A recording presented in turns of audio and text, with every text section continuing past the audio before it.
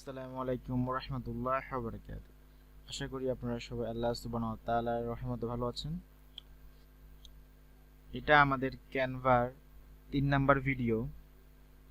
এর আগে আমি দুইটি ভিডিও করেছি ক্যানভার উপরে। আজ আমি আপনাদের আরো কিছু ফিচার্স দেখাবো। যেমন আপনারা দেখতে পাচ্ছেন স্ক্রিনে আমি 3টা শেপ নিয়েছি।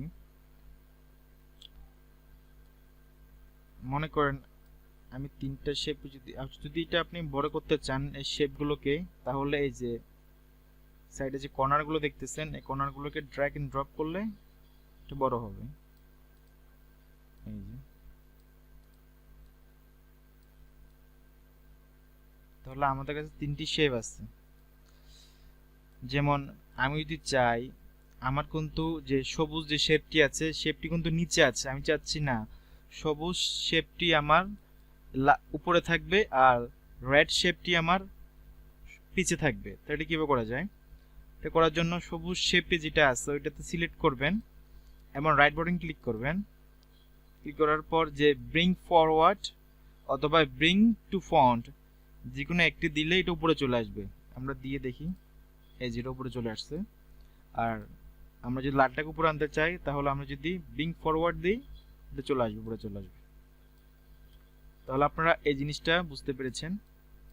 আর আমরা যদি এই শেপকে যদি কিছু কাস্টমাইজ করতে চাই, শেপগুলোকে এই যে বর্ডার দিতে চাই, এখানে বর্ডার স্টাইল দিতে চাই, তাহলে এই যে বর্ডার স্টাইলে ক্লিক করবেন এবং যে কোনো একটা সিলেক্ট করবেন। এখান থেকে এই যে সাইডে বর্ডার চলে আসছে। আর আপনি বর্ডারের সাইজ যদি বাড়াতে চান তাহলে সেম আগের ওইখানেই ক্লিক করবেন।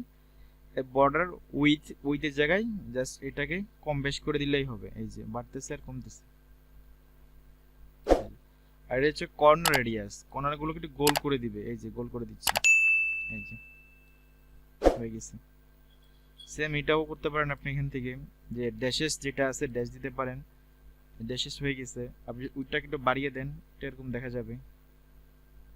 এই যে সামনে একটা লোগো হয়ে গেছে। এখানে কর্নারগুলো যে রাউন্ড করতে চান রাউন্ড করে দিতে পারেন, অলরেডি রাউন্ডই আছে। এই যে আপনি এটাকে যদি কিছু করতে চান, ড্যাশেস দিতে চান, এখান থেকে ওই যদি বাড়িয়ে দেন, এই যে এই যে এরকম হয়ে গেছে।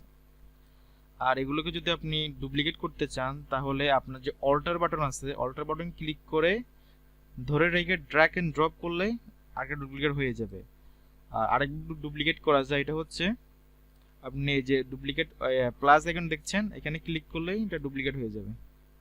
আর যদি ডিলিট করতে চান ডিলিট বাটন থেকে ডিলিট প্রেস করলেও হবে এবং স্ক্রিনে যে আপনারা দেখছেন ডিলিট অপশনটি সেটা ক্লিক করলেই হবে। আপনি চাচ্ছেন যে কোনো একটিকে লক করে রাখার জন্য, তাহলে আপনি যে কোনো একটা সিলেক্ট করবেন, যেটাকে লক করতে চান সেটাকে সিলেক্ট করবেন। সিলেক্ট করার পর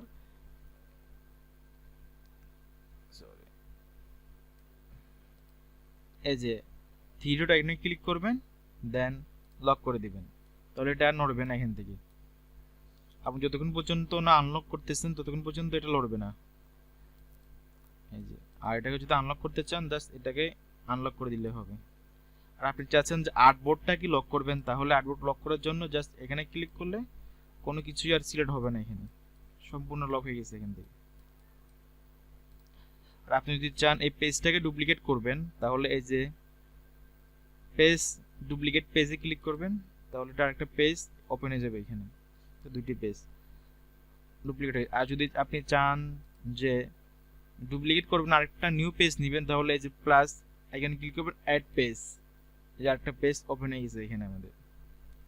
আশা করি আপনারা এই জিনিসগুলো বুঝতে পেরেছেন।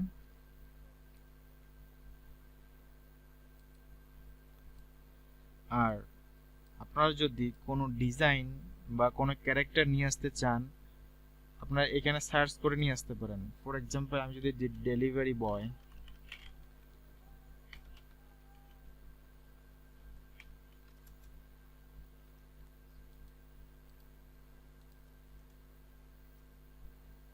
এর বিভিন্ন ধরনের ক্যারেক্টার পাচ্ছেন আপনারা। এই যে ক্যারেক্টার, বিভিন্ন ধরনের ক্যারেক্টার পাচ্ছেন যেগুলো আমাদের ওই যে অ্যানিমেশন করতে অনেক কাজে লাগে জিনিসগুলো, এবং গ্রাফিক ডিজাইন অনেক কাজে লাগে। আর আপনি যদি এটাকে যদি অ্যানিমেশন করতে চান তাহলে অ্যানিমেশন অপশনে ক্লিক করে জাস্ট অ্যানিমেশন দিয়ে দিবেন এখান থেকে। এই যে অ্যানিমেশন আরে চলতেছে, জাস্ট প্লে করবেন, এই যে হয়ে গেছে। আর আপনি যদি চান যে এরকম সিমিলার টাইপের আরো আপনার ক্যারেক্টার লাগবে তাহলে এখানে আইসা যে উপরে যে থ্রি ডট অপশনটি দেখছেন এখানে ক্লিক করবেন। তারপর হচ্ছে যে এই যে সি মোর লাইক দিসে ক্লিক করবেন। তাহলে আপনি এই ধরনের আরো ক্যারেক্টার পেয়ে যাবেন এখান থেকে। এই যে ক্যারেক্টার, অসংখ্য ক্যারেক্টার আছে এখানে। আপনি যদি চান এটা কালার চেঞ্জ করবেন তাহলে যে তিনটা আইকন দেখতেছেন এখানে, এগুলোকে চেঞ্জ করার মাধ্যমে এটা কালার চেঞ্জ হবে।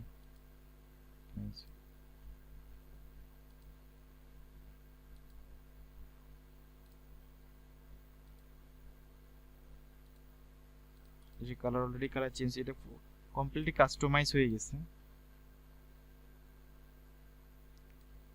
আর এটার যদি পজিশন চেঞ্জ করতে চান এভাবে চেঞ্জ করতে পারেন, আর যদি এভাবে না চান তাহলে এই যে পজিশন অপশনে ক্লিক করবেন। যে টপে দিলে টপে যাবে, লেফটে দিলে লেফটে যাবে, মিডল দিলে মিডলে আসবে, সেন্টারে দিলে সেন্টারে যাবে, বটমে দিলে বটমে যাবে, রাইটে দিলে রাইটে যাবে। আশা করি বুঝতে পেরেছেন। আর আপনার অ্যানিমেশনের টাইম কতটুকু হবে সেটা সেট করার জন্য এই যে আইকনটি দেখছেন, এডিট টাইমিং এ ক্লিক করবেন। জাস্ট এখান থেকে আপনার টাইমিংটা সেট করে দিবেন, তারপর অ্যানিমেশন কতক্ষণ পর্যন্ত চলবে।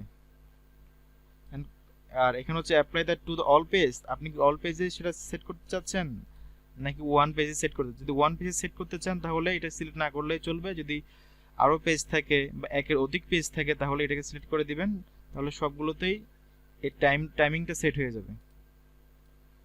আশা করি বুঝতে পেরেছেন। তো আজকের লেকচার আমাদের এতটুকুই, আশা করি আপনারা বুঝতে পেরেছেন। যদি আমাদের ভিডিওটি ভালো লাগে লাইক কমেন্ট শেয়ার করবেন। আসসালামু আলাইকুম ওয়া রাহমাতুল্লাহি ওয়া বারাকাতুহু।